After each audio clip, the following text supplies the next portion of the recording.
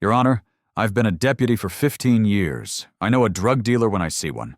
And this black woman right here, she's exactly the type. He pointed at her from the witness stand, smirking.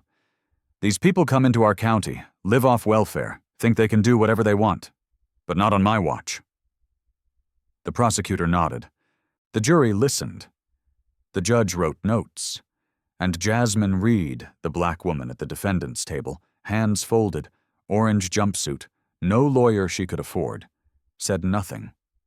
She didn't flinch, didn't cry, just watched him like she was waiting for something. Deputy Mark Harlan thought he was destroying another nobody, another poor black woman who couldn't fight back. Another easy conviction. He had no idea who she really was, or that every lie he just told would end his career. Have you ever watched someone powerful lie about you, and no one believed the truth? Let me take you back 3 months before that courtroom moment. Fairview County, somewhere in the American Midwest, population 62,000. Stretching across rolling plains dotted with small towns, rural chapels, and long empty highways where the speed limit rarely changes. From the outside, it looked like a postcard.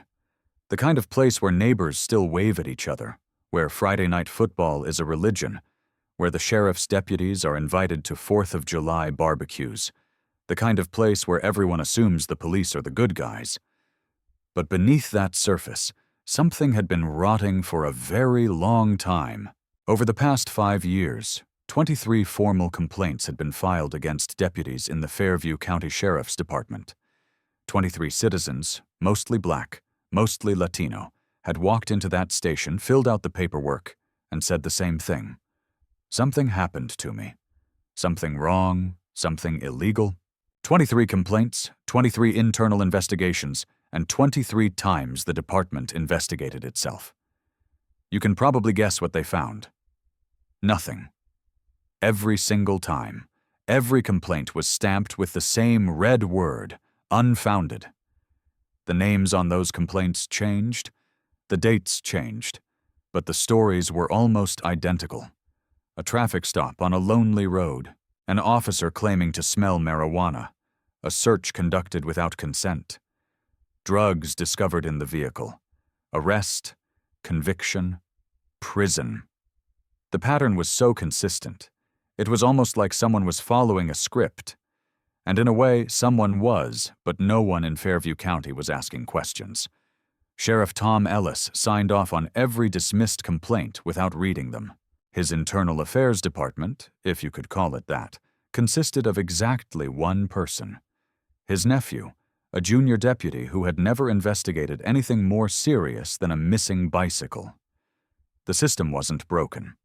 It was working exactly as designed, just not for the people it was supposed to protect. 200 miles away in a federal building most Americans have never seen, someone else was paying attention. The FBI's Civil Rights Division monitors patterns. They track complaints. They look for anomalies. Counties where the numbers don't add up, where certain communities are arrested at rates that defy explanation. Fairview County had been on their radar for 2 years. Too many complaints, too many dismissed, too many convictions for drug possession in a rural county with no significant drug trade. Something was wrong, and they intended to find out what. The decision was made in the spring of 2024.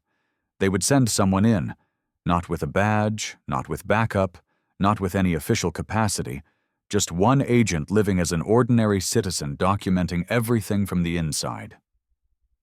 The mission was simple on paper: observe, record, and build a federal case. In practice, it meant something much harder. It meant becoming invisible. It meant enduring whatever happened. It meant waiting, sometimes for months, for the right moment to act. They needed someone patient, someone disciplined, someone who understood on a personal level what it meant to be black in a town that wasn't built for you. They chose Jasmine Ava Reed, 34 years old, 12-year veteran of the Bureau, specialist in civil rights violations and police misconduct. She had worked undercover operations in Tennessee, Louisiana, Arkansas. She knew how these stories usually went. She knew the risks, and when they asked her to volunteer, she said yes without hesitation.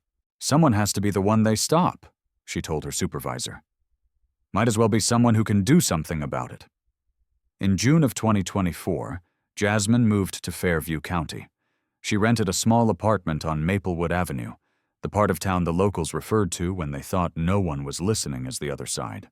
She got a job as a clerk at an insurance office downtown. She drove a 10-year-old Honda Accord with a dent in the rear bumper. She wore no jewelry, kept to herself, smiled politely at neighbors, but never said more than necessary. To anyone watching, she was just another black woman trying to make ends meet. Nothing special, nothing threatening. That was exactly the point. Her apartment was carefully staged.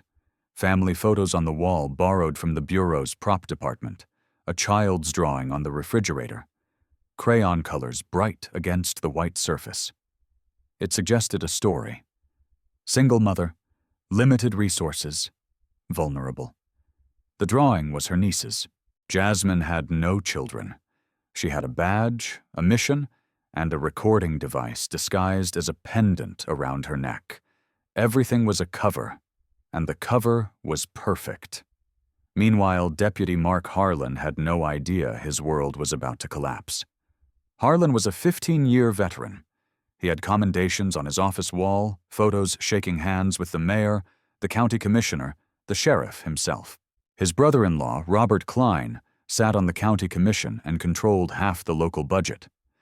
In Fairview County, Mark Harlan was untouchable.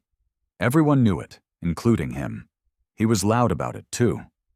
In the break room, at the bar after shifts, at family dinners, he talked about cleaning up the streets, about keeping Fairview safe, about these people who were changing the character of our community. His partner, Deputy Sarah Klein, heard it all. She'd been riding with him for 2 years. She was younger, quieter, more careful with her words. She noticed things that made her uncomfortable. The way Harlan talked about certain drivers before he even pulled them over. The way evidence always seemed to appear exactly when he needed it. The way his body camera malfunctioned at convenient moments. But she never said anything. She had 2 kids at home, a mortgage she could barely afford, and Mark Harlan had friends in very high places. So when he made jokes, she didn't find funny. She looked away.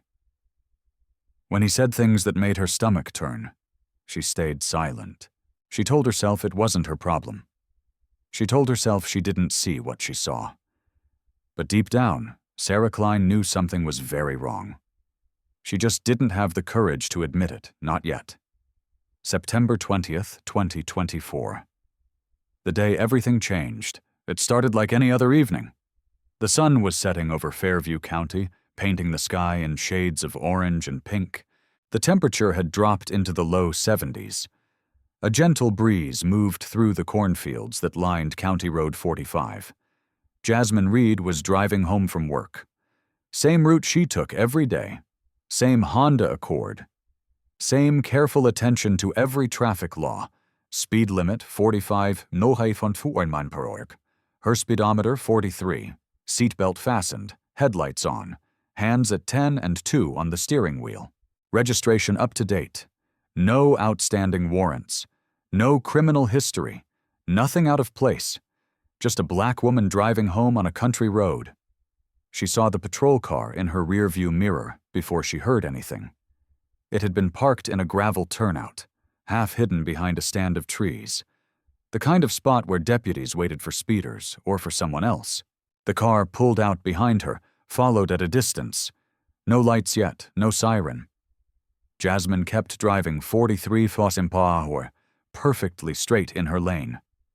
She had been waiting for this moment for 3 months, not hoping for it, just waiting because she understood probability.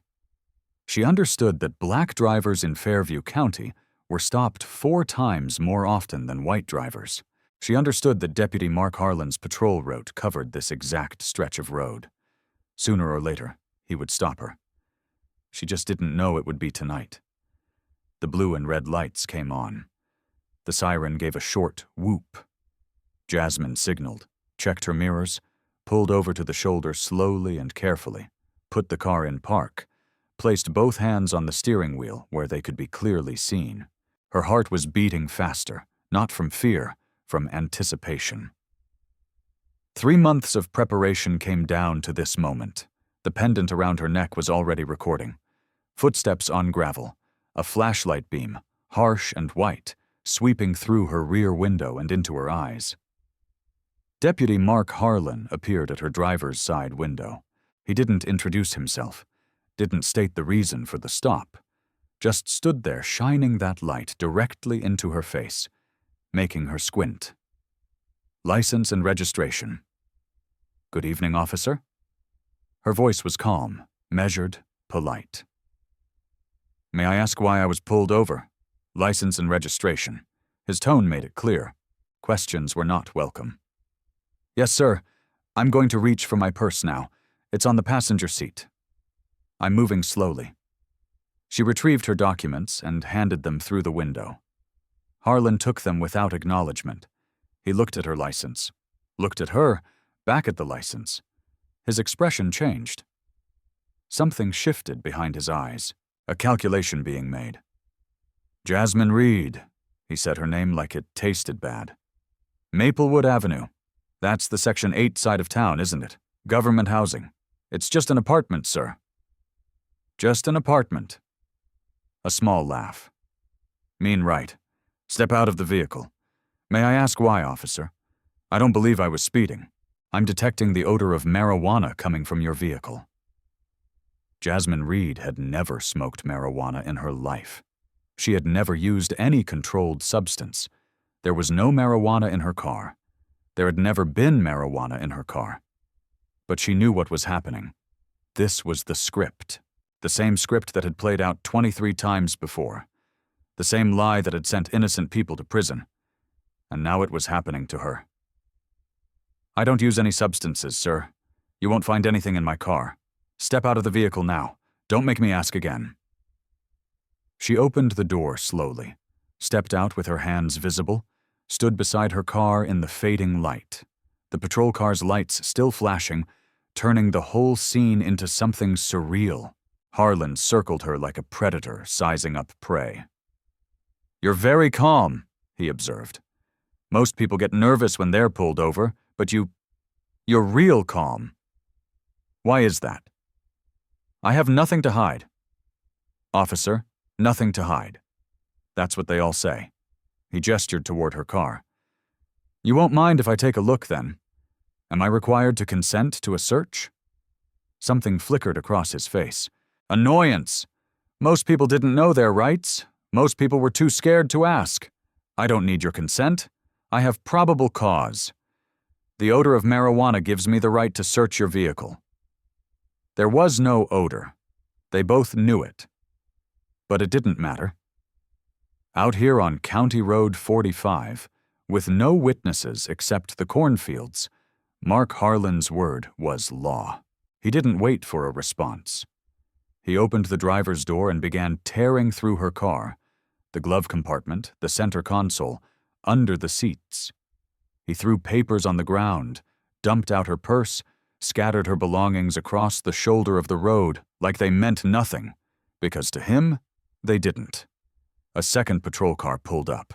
Deputy Sarah Klein stepped out. She walked over slowly, staying back, watching from a distance. Jasmine caught her eye. Klein looked away. What have we got? Klein asked. Smell of marijuana, Harlan said, still searching. She's playing dumb, but I know there's something here. He reached under the passenger seat.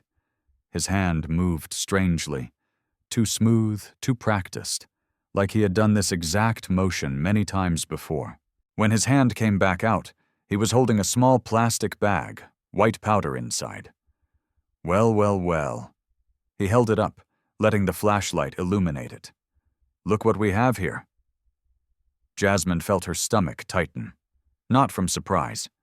She had expected this, but seeing it happen, watching him plant evidence right in front of her was something else entirely. That's not mine. Oh, it's not yours. Mocked surprise. Then how did it get in your car? I don't know. I've never seen that bag before. That's what they all say, sweetheart. He stepped closer, dangling the bag in front of her face. Cocaine possession with intent to distribute. You're looking at felony charges, years in prison. He was enjoying this. She could see it in his eyes. The power, the control, the knowledge that he could do anything he wanted and no one would stop him. How does that feel? He asked. Coming into my county, living off government assistance, thinking you can do whatever you want. This isn't Chicago. This isn't Detroit. This is Fairview County. And in Fairview County, I am the law. Jasmine said nothing. Nothing to say now, huh? What happened to all that calm? I would like to invoke my right to remain silent. You'll have plenty of time to be silent in a cell. He grabbed her arm hard, spun her around, and pushed her against the car. Hands behind your back. You're hurting me. Should have thought of that before you decided to run drugs through my county. The handcuffs snapped shut. Too tight. She could feel the metal biting into her wrists, cutting off circulation. Harlan spun her back around to face him. You have the right to remain silent, he recited, bored. Anything you say can and will be used against you in a court of law. You have the right to an attorney. If you cannot afford an attorney, one will be appointed to you. He said the words like they were a joke, like they didn't mean anything. For people like Jasmine Reed, or who he thought she was, they often didn't. As he led her toward the patrol car, Jasmine looked at Sarah Klein one more time. Their eyes met. Klein's face was tight, conflicted. Her hands were clenched at her sides. She had seen something. Jasmine was certain of it. She had seen Harlan reach into his pocket before finding the drugs, but Klein turned away, walked back to her vehicle, said nothing, did nothing. Harlan opened the back door of his patrol car and shoved Jasmine inside. Not gently. You know what your problem is? He leaned into the doorway, his face inches from hers. You people think you can come here, take government handouts, break our laws, and nothing will happen. But I've been doing this for 15 years. I know what's what, and I know exactly what you are. He slammed the door. Through the window, Jasmine watched him walk back to her car. He was writing in his notepad, already constructing the story he would tell, the lies he would put in his report.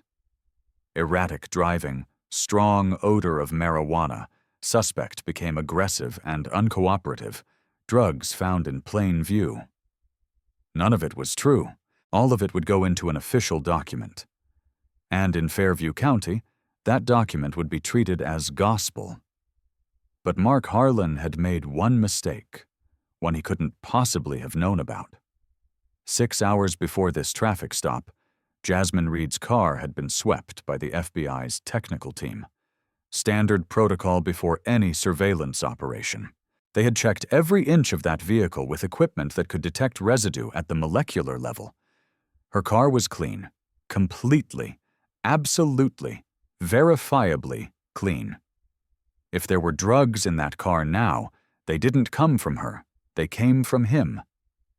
And he had done it all on camera. The pendant around her neck had recorded every word, every action, every lie.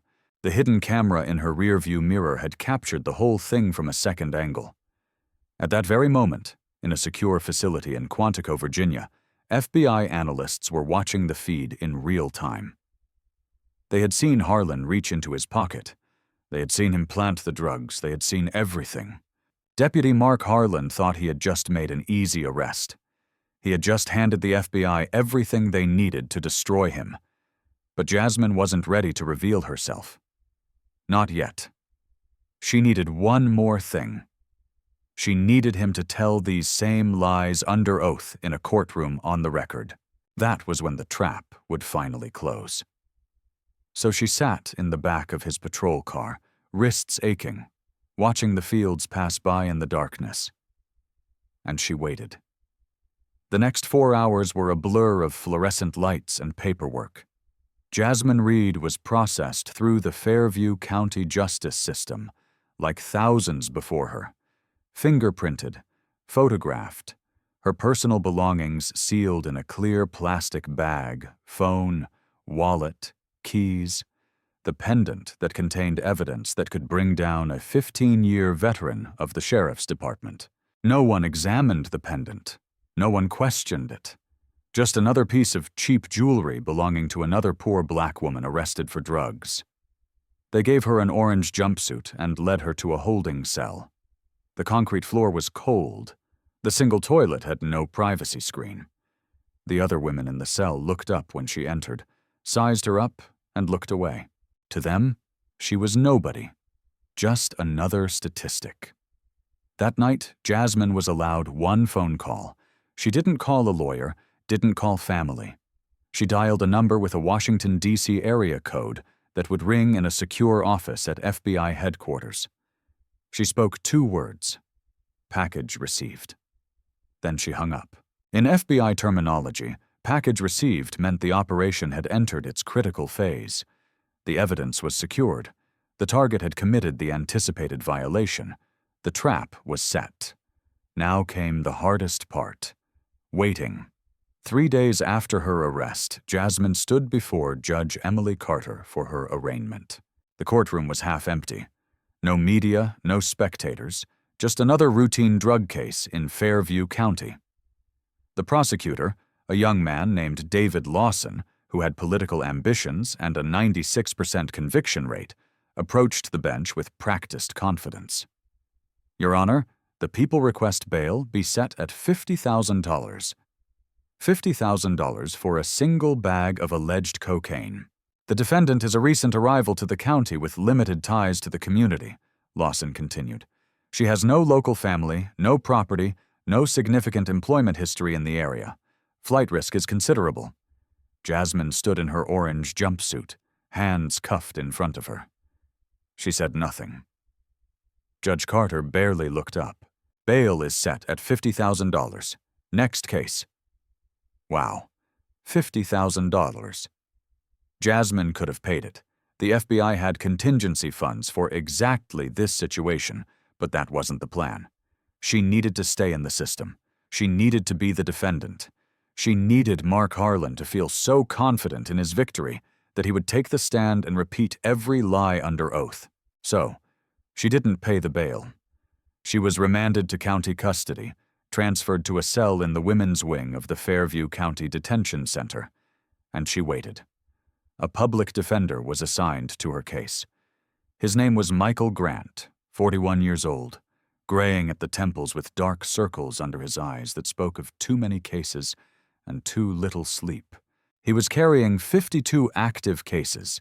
He had 15 minutes to review her file. They met in a small room with a metal table and 2 plastic chairs. Grant flipped through her paperwork quickly, eyes scanning, not really reading. Miss Reed, I'm going to be honest with you, he said. Deputy Harlan's word carries a lot of weight in this county. He's been doing this for 15 years. Juries trust him. Judges trust him. Without contradicting evidence, this goes to trial, and the odds are not in your favor. Jasmine looked at him steadily. What if there was evidence? Grant paused. Something in her tone made him look up from the file. Is there? Not yet. He didn't understand what she meant. He wouldn't. Not until the day of the trial, when he would receive a flash drive and a sealed FBI credential, along with instructions that would turn the entire case upside down. But that was weeks away. For now, he just nodded, made a note in her file, and moved on to his next case. Meanwhile, outside the jail, life in Fairview County continued as if nothing had happened. Deputy Mark Harlan was back on patrol the next day. Same routes, same attitude, same methods. He made 2 more traffic stops that week. 2 more black drivers on 2 more country roads. 2 more complaints filed, and 2 more complaints dismissed. Sheriff Tom Ellis signed off on Harlan's arrest report without reading it. He had been signing off on Harlan's reports for 15 years. The man produced results. He made arrests. He kept the conviction rate high. Why would Ellis question him now? Commissioner Robert Klein, Harlan's brother-in-law, heard about the Reed arrest at a family dinner. He clapped Harlan on the shoulder and laughed. "Mark's out there cleaning up the streets," he said. "That's what we pay him for." No one asked questions. No one investigated. The system worked exactly as it was designed to work for people like Mark Harlan and Robert Klein, not for people like Jasmine Reed. But there was one person in Fairview County who couldn't stop asking questions. Deputy Sarah Klein. Every night that week, she lay awake staring at the ceiling, replaying the traffic stop in her mind. The way Harlan had circled the car, the way he had searched so aggressively, the way his hand had moved when he reached under the passenger seat.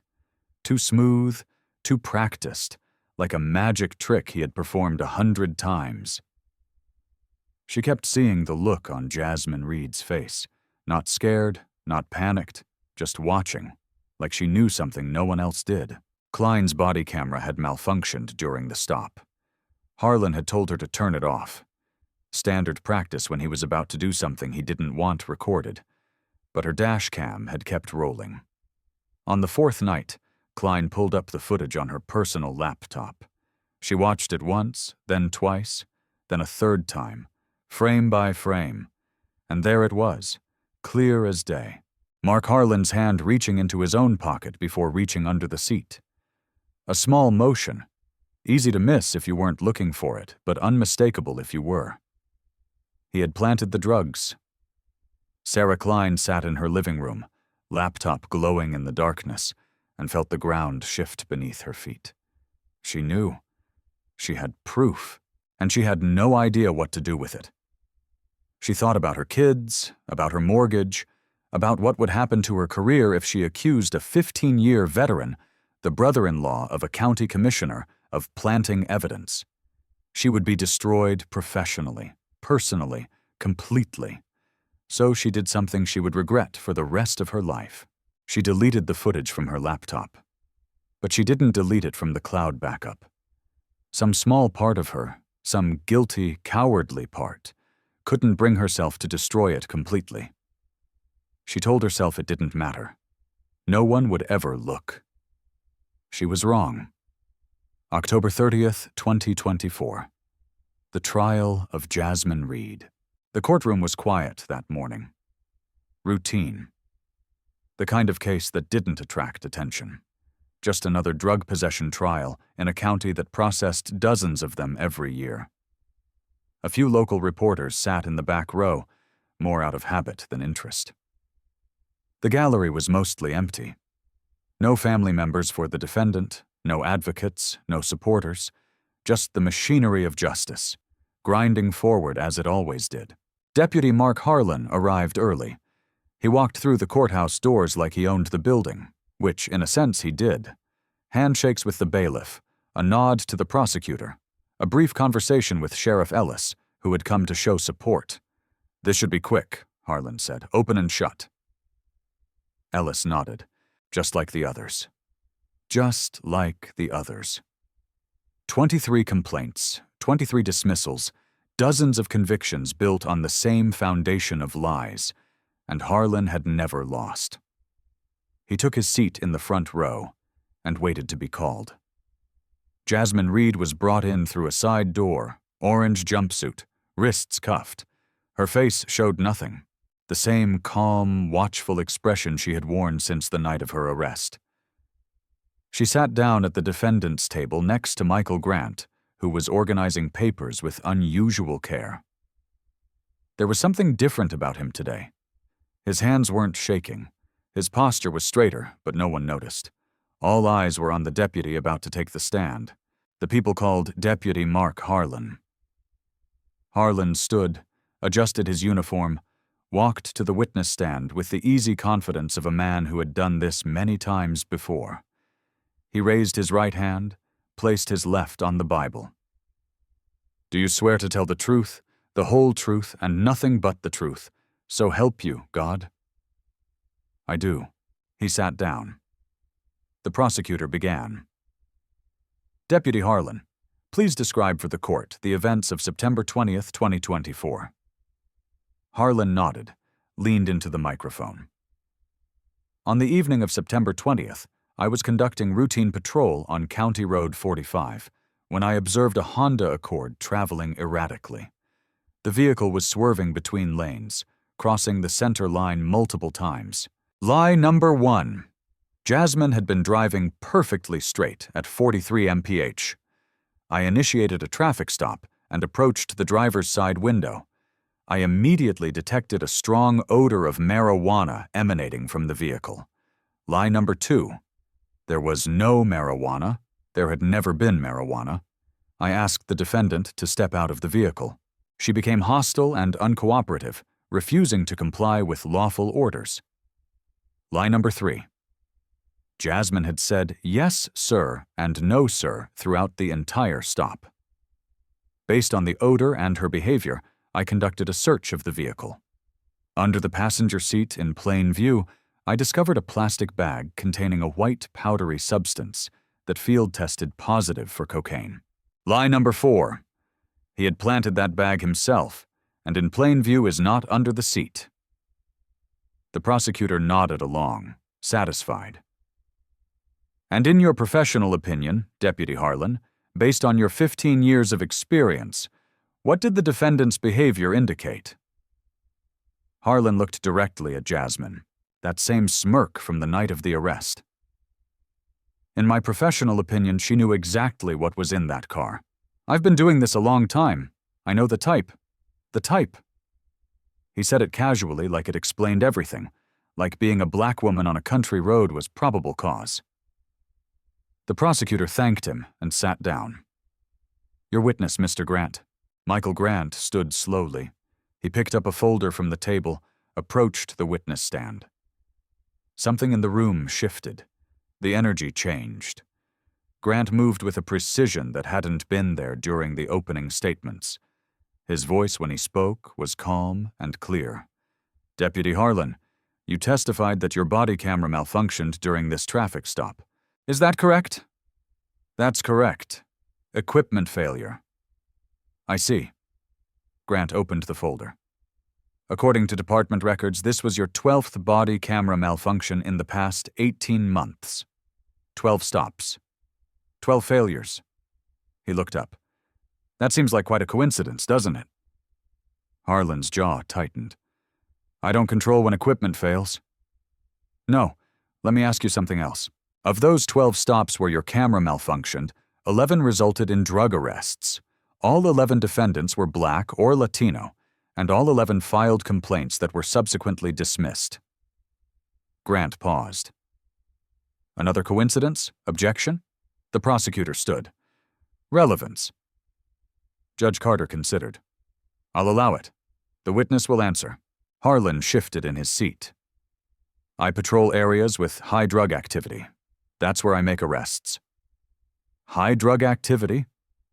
Grant nodded. Interesting.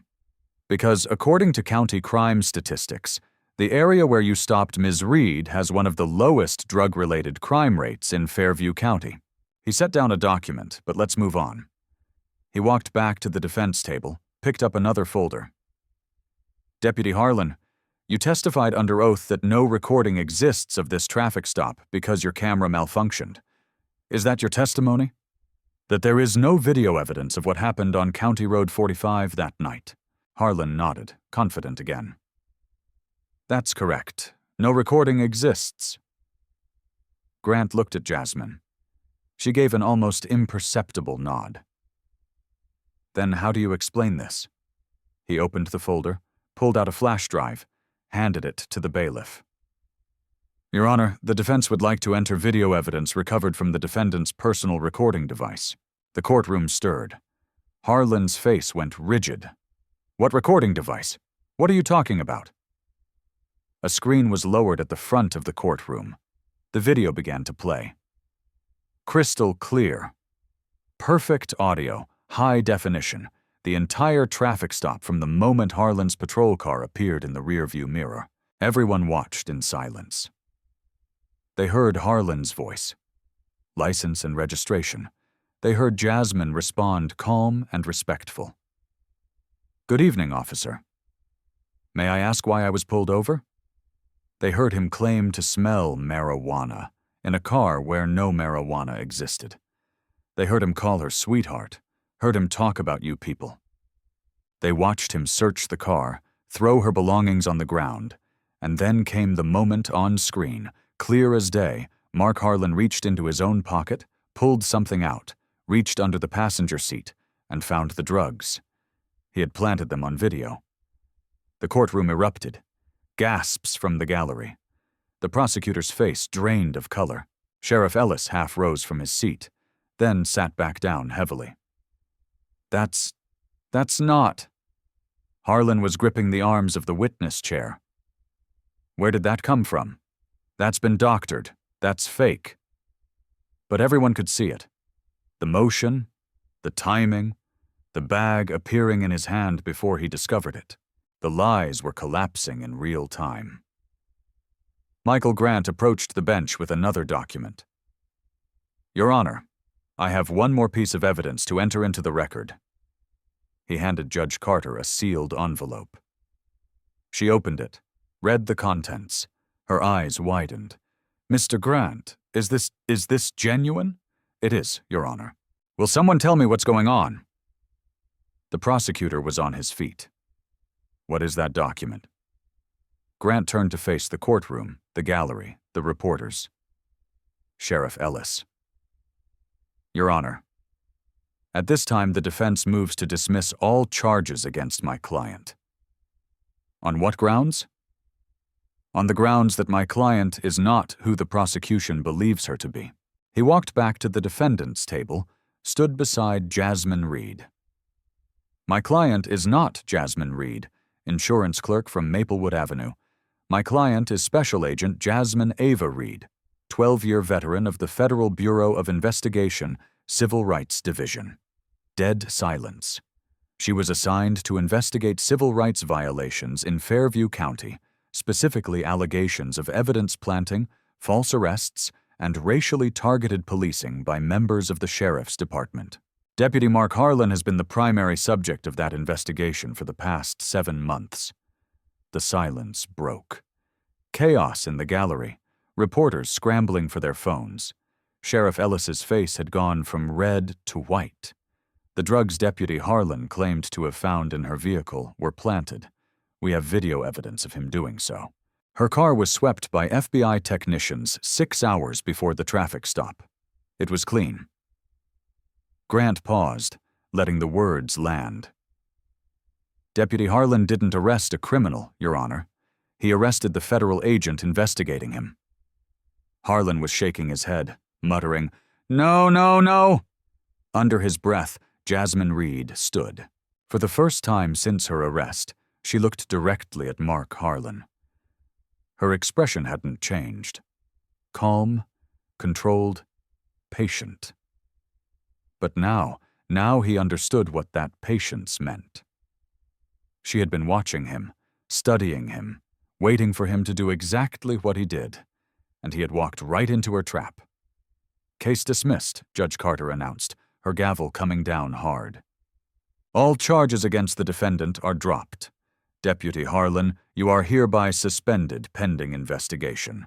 You will surrender your service weapon and badge to the bailiff immediately. This matter is referred to the FBI and to Internal Affairs." The courtroom exploded into noise and movement, but Jasmine Reed simply walked toward the side door where 2 people in navy blue windbreakers were waiting. One of them handed her a jacket. She put it on. 3 letters on the back, bright yellow against the blue, FBI. She had entered that courthouse in an orange jumpsuit. She walked out in federal blue. The next 72 hours were the longest of Mark Harlan's life. Within 3 hours of the courtroom revelation, FBI vehicles filled the parking lot of the Fairview County Sheriff's Department. Agents in windbreakers walked through the front doors carrying a federal search warrant signed by a judge in Washington, D.C. They weren't asking for cooperation. They were demanding compliance. "This is my department," Sheriff Ellis protested, stepping in front of the lead agent. "You can't just walk in here." "And actually, we can. Special agent in charge." Laura Mendoza held up the warrant. Federal investigation into civil rights violations, deprivation of rights under color of law, conspiracy, and obstruction of justice. Your cooperation is appreciated, Sheriff, but it's not required. Ellis's face went through several colors: red, white, and finally a sick gray. He stepped aside. The agents moved through the building like a tide. Harlan's desk was cleared, his locker opened and inventoried, his computer seized. Every file, every report, every piece of evidence he had touched in the past 5 years was boxed and carried out to waiting vehicles. The Deputy of the Year photo came off the wall. The commendations were logged as evidence of departmental culture that rewarded problematic behavior. By the end of the day, the sheriff's department looked like it had been hit by a hurricane, and Mark Harlan sat alone in an interrogation room, staring at gray walls. He had called his brother-in-law first. Robert Klein had promised to make some calls to talk to people to fix this. But Klein's calls weren't being returned. The state attorney general's office was unavailable. The governor's chief of staff was in meetings. Old friends who had owed favors for decades suddenly had no memory of Mark Harlan. When the FBI gets involved, local politics stop mattering. Connections evaporate. Everyone develops convenient amnesia.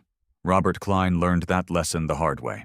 Meanwhile, at the FBI field office, the real work was beginning. Analysts spread out every case Mark Harlan had touched, every traffic stop, every arrest, every conviction. The pattern that emerged was devastating. Over 5 years, Harlan had made 89 drug-related arrests. Of those 89, 71 involved Black or Latino drivers. That was nearly 80% in a county where Black and Latino residents made up less than 15% of the population. His conviction rate was 94%. Extraordinary by any measure, Ari. But when they looked closer, something interesting emerged. Of the handful of defendants who had obtained independent video evidence, dash cam footage, security cameras, cell phone recordings, 5 out of 6 had their cases dismissed. Mark Harlan only won when no one was watching. The analysts started pulling old case files, tracking down former defendants, making phone calls to people who had spent years trying to convince anyone that something wrong had happened to them. The stories were heartbreakingly consistent. He said he smelled marijuana. "I've never smoked marijuana in my life." He said I was aggressive. I had my hands on the steering wheel. I said yes, sir, and no, sir, the whole time. He reached under my seat and pulled out a bag. I had never seen it before. I lost my job. Couldn't pass background checks anymore. Nobody would hire me. I spent 14 months in prison. 14 months for drugs that were never mine. My kids were put in foster care.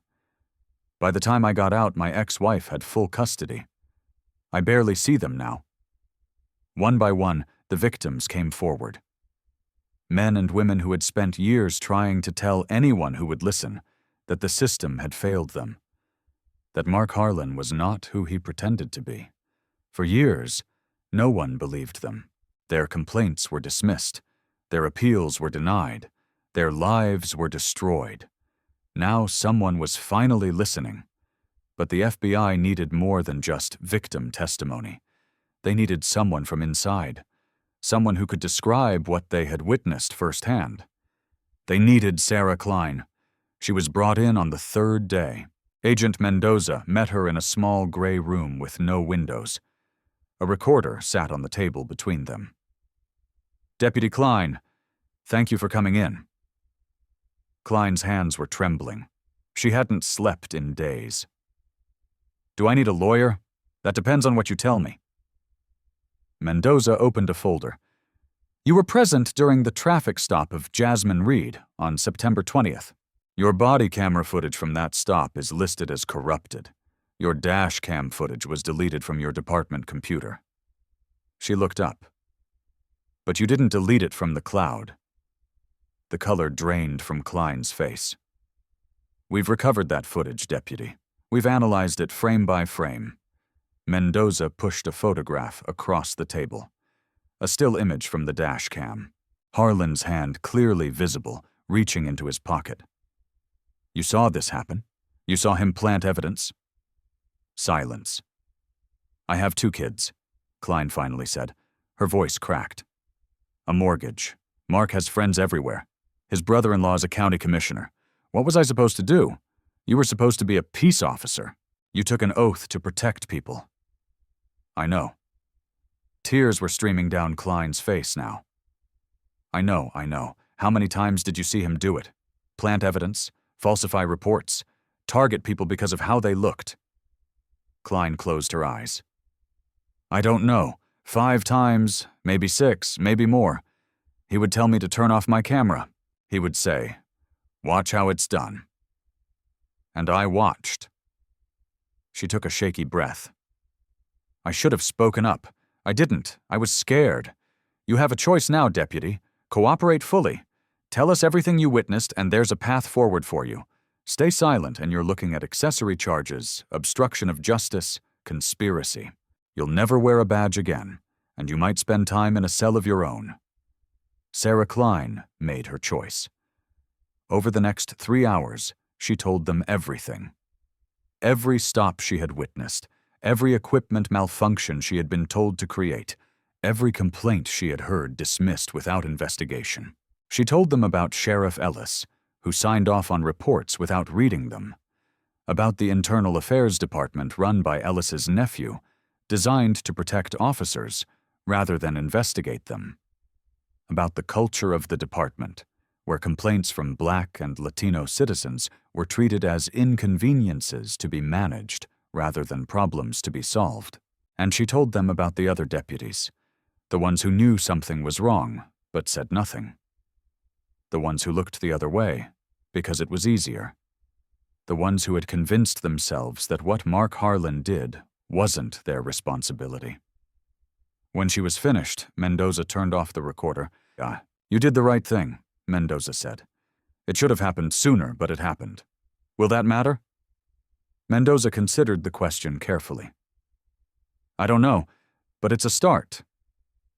2 days later, Sheriff Tom Ellis held a press conference. He stood at a podium outside the sheriff's department, cameras flashing, microphones thrust toward his face. The Fairview County Sheriff's Department takes these allegations very seriously, he read from prepared notes. Deputy Harlan has been suspended pending a thorough investigation. I want to assure the citizens of this county that we hold our officers to the highest standards. A reporter from the state paper interrupted. Sheriff Ellis, your signature appears on the dismissal forms for 23 complaints filed against Deputy Harlan over the past 5 years. How can you claim to know nothing about his behavior? Ellis's face tightened. I trusted my internal affairs team to conduct thorough investigations. Your internal affairs team consists of one person, your nephew, who has no investigative training and has never sustained a single complaint against any officer. Is that the highest standards you mentioned? Ellis had no answer. The press conference ended shortly after.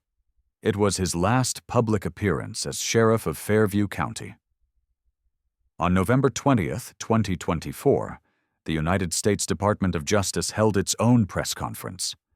This one was in Washington, D.C. Today we are announcing federal criminal charges against former Deputy Mark Daniel Harlan of the Fairview County Sheriff's Department. The charges count 1, deprivation of civil rights under color of law. Harlan had used his position to violate the constitutional rights of citizens based on their race. Count 2, perjury. He had lied under oath in the trial of Jasmine Reed, and the investigation revealed in at least 11 other cases. Count 3, obstruction of justice. He had tampered with evidence, manipulated reports, and participated in efforts to suppress complaints. Count 4, evidence tampering. He had planted drugs in the vehicles of innocent people, then arrested them for crimes that never occurred. Maximum combined sentence, 30 years in federal prison. The DOJ also announced that it had reached a consent decree with Fairview County, a legally binding agreement requiring sweeping reforms to the Sheriff's Department, mandatory body cameras for all deputies with tamper-proof storage that uploaded directly to an independent server, independent oversight of all uses of force, all complaints, and all arrests involving minority citizens, a civilian review board with subpoena power, authority to compel testimony, and the ability to recommend termination. Complete restructuring of internal affairs, including the removal of Ellis's nephew and the hiring of trained investigators from outside the department. The system that had protected Mark Harlan for 15 years was being torn down and rebuilt from the ground. And it was only the beginning. Judge Emily Carter, the same judge who had dismissed the charges against Jasmine Reed, ordered a comprehensive review of every conviction in Fairview County that relied on Mark Harlan's testimony. The results were staggering. 41 cases were flagged for review. 23 convictions were vacated, thrown out entirely as unreliable. 11 people were released from prison. 11 human beings who had spent years locked up for crimes that never happened. Some had served 18 months. Some had served 3 years. One man had been incarcerated for almost 5 years. When he walked out of the prison gates, he fell to his knees and wept. His mother, who had visited him every month for 4 and 2 years, stood beside him, crying too. "I told them," she kept saying. "I told them he didn't do it." No one listened. Now everyone was listening. March 2025, Federal Courthouse. 6 months after Jasmine Reed walked out of that county courtroom in FBI blue, Mark Harlan walked into a different courtroom. This time he was the defendant. The trial lasted 5 days. The evidence was overwhelming. The prosecution played Jasmine's recording twice, frame by frame, moment by moment, showing exactly how Harlan had planted the drugs. They called Sarah Klein to the stand. She testified for 2 hours, describing stop after stop, lie after lie. They presented the statistical analysis: 71 Black and Latino drivers arrested out of 89 total, a pattern that couldn't be explained by coincidence. They called the victims. One by one, they took the stand and told their stories. Years of their lives stolen, families destroyed, all because one man with a badge decided they looked like the type. Harlan's defense attorney tried everything: equipment malfunction, bias in the investigation, a dedicated public servant being unfairly targeted. The jury wasn't buying it. They had seen the video. They had heard the testimony. They knew the truth. On the final day, Jasmine Ava Reed took the witness stand. The prosecutor asked her, "Agent Reed, when Deputy Harlan arrested you, you could have identified yourself immediately. Why didn't you?" Jasmine looked at the jury, then at Harlan. "Because my job wasn't to save myself. It was to save the next person." He stopped, and the one after that. She paused. "If I had revealed myself on that roadside, he would have apologized. The department would have covered it up and nothing would have changed. I needed him to lie under oath. I needed the system to hear it. I needed the world to see what the people of this county had been living with for 15 years. Harlan couldn't meet her eyes. He stared at the table in front of him, jaw clenched, face red. The jury deliberated for 4 hours. They returned with a verdict: guilty on all 4 counts. 2 weeks later, Mark Harlan stood before the judge for sentencing. "Mr. Harlan," the judge said, "you swore an oath to protect and serve. Instead, you used your badge as a weapon against the very people you were supposed to protect. You planted evidence. You lied under oath. You destroyed innocent lives." The judge paused. "This court sentences you to 12 years in federal prison. No possibility of parole and 12 years. Mark Harlan, who had spent 15 years putting innocent people in prison, would now experience what he had done to them." In the gallery, The men and women he had wrongfully convicted sat watching. Some were crying, some were nodding, some just stared, finally seeing the justice they had been denied for so long. Jasmine Reed was there too, in the back row, quiet, watching. When the verdict was read, she didn't smile, didn't celebrate. She just closed her notebook, stood up, and walked out. There was more work to do. Today, Fairview County looks different. There's new leadership at the sheriff's department, new training, new accountability. Every deputy wears a tamper-proof body camera that uploads directly to an independent server. They can't turn it off. They can't delete the footage. Everything is recorded, everything is stored, and a civilian oversight board reviews every complaint. The system that protected Mark Harlan for 15 years no longer exists, but the damage he caused hasn't disappeared. 23 people had their convictions overturned. 11 were released from prison. The county established a restitution fund, money that can never fully repay what was taken. One of the victims finished his college degree last spring. He had started it before his arrest 15 years ago. Another reconnected with children she hadn't seen in 8 years. They're rebuilding slowly. A third opened a small barber shop downtown. On the wall, he hung his certificate of exoneration. "So people know," he said. "So they remember." Special Agent Jasmine Reed was promoted to Supervisory Special Agent in the FBI's Civil Rights Division. She continues to investigate police misconduct across the country. When asked about the Harlan case, she doesn't talk about herself. She talks about the people he harmed and the ones she hopes to protect next. "I think about them," she said in an interview. "The people who didn't have proof, the ones who tried to tell the truth and no one believed them. That's who I do this for." Today, if you drive down County Road 45, you won't see anything unusual, just a stretch of rural road, fields on both sides, cars passing peacefully. But something happened here that changed everything. A man with a badge thought he could lie without consequences.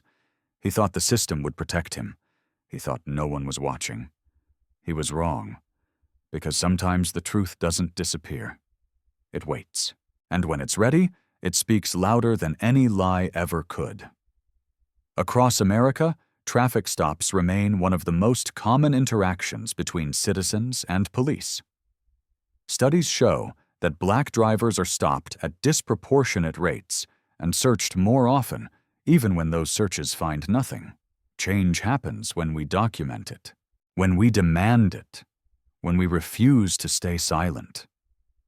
Have you ever witnessed something wrong and felt powerless to speak up? What would you do if you had the evidence to prove the truth?